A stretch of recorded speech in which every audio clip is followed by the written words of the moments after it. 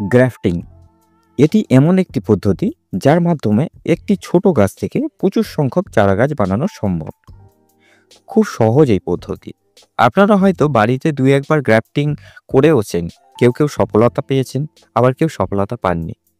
আবার কেউ কেউ ভাবছেন গ্রাফটিং করবেন। সবার জন্যই কিন্তু এই ভিডিওটি খুবই গুরুত্বপূর্ণ। গ্রাফটিং অনেকটা অঙ্কের মতো, খুবই সোজা একটি বিষয়। আবার বুঝতে না পারলে আর সাথে প্র্যাকটিস না থাকলে খুবই কঠিন একটা বিষয় হয়ে দাঁড়ায় এটা। আজকে আপনাদেরকে খুব সহজভাবে সম্পূর্ণ প্রক্রিয়াটি দেখাবো, তাই কোনো অংশে স্ক্রিপ্ট না করে ভিডিওটি সম্পূর্ণ দেখবেন।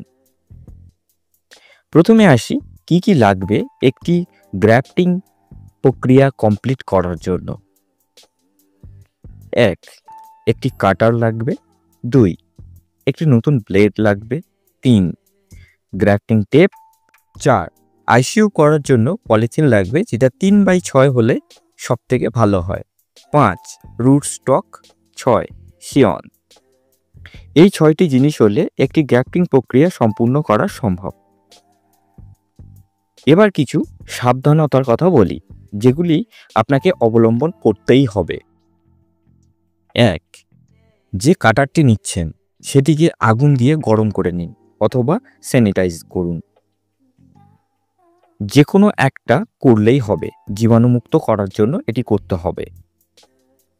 2.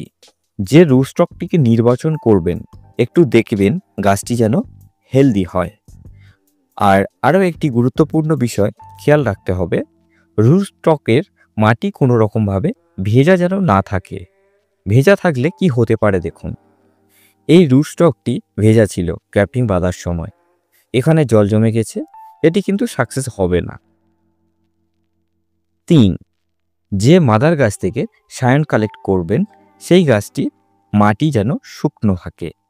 3-4 দিন ধরে জলে ভিজছে এমন গাছ থেকে শিয়ন কিন্তু কালেক্ট করা যাবে না। এই ধরনের গাছ থেকে শিয়ন কালেক্ট করলে গ্রাফটিং সাকসেসের চান্স কিন্তু অনেকটাই কমে যাবে। 4. শিয়ন হিসেবে সবসময় সবুজ ডাল নির্বাচন করবেন। গ্রাফটিং সাকসেসের চান্স কিন্তু অনেকটাই বেশি থাকে এই ধরনের ডালে। এবার দেখাই কিভাবে গ্রাফটিং বাঁধবেন। রুট স্টকটিকে উপর দিক থেকে কাটারের সাহায্যে কেটে ফেলতে হবে। এবার কাটা জায়গার একটি সাইডে ব্লেড দিয়ে হালকা করে কেটে নিন। ভালো করে লক্ষ্য করুন, ভিডিওটি পুরো ব্যাপারটি ক্লিয়ার হবে। এখানে একটা ব্যাপার খেয়াল রাখবেন, শুকনো যে ছাল আছে তারপরে একটু সবুজের লেয়ার আছে, তারপরে কাঠ এবং সবুজের লেয়ারের গা ধরে আপনাকে কাটতে হবে।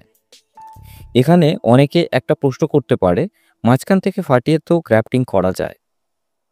সেটি অবশ্যই করা যায়, আর কিভাবে করা যায়, কোন ডালে করা হয়, পরে একটি ভিডিওতে সেটি দেখানো হবে। এবার শিয়নটিকে ভি আকৃতিতে কেটে রুট স্টকের ছালের মধ্যে বসিয়ে দিতে হবে। এখানে সব থেকে ইম্পর্টেন্ট দুটো কাজ আছে। সায়নটিকে যখন কাটা হচ্ছে সমানভাবে কাটার চেষ্টা করবেন, আর রুট স্টকের ছালের সঙ্গে শিয়নের ছালে কিন্তু মিলিয়ে নিতে হবে। ভিডিওটি ভালো করে লক্ষ্য করুন, আরও পুরোপুরি ক্লিয়ার হয়ে যাবে এই ব্যাপারটা। এই কাজটি যত ভালোভাবে করতে পারবেন ততই সাকসেস রেট বেশি পাবেন। এবার গ্রাফটিং টেপের সাহায্যে এয়ার টাইট করে বেঁধে দিতে হবে। ব্যাস, গ্রাফটিং কমপ্লিট।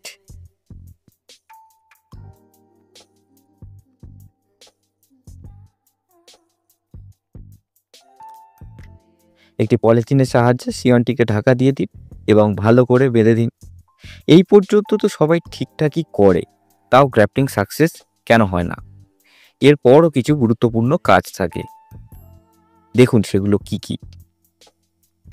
এই গাছটিকে এমন জায়গায় রাখতে হবে যেখানে ডাইরেক্ট রোদ আসে না, কিন্তু সূর্যের আলো পড়ে। এই অবস্থায় গাছটিকে ততদিন পর্যন্ত রাখতে হবে যতক্ষণ না গ্রাফটিং সাকসেস হয়।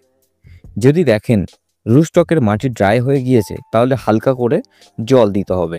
ওভারলোডিং জল কিন্তু দেওয়া যাবে না।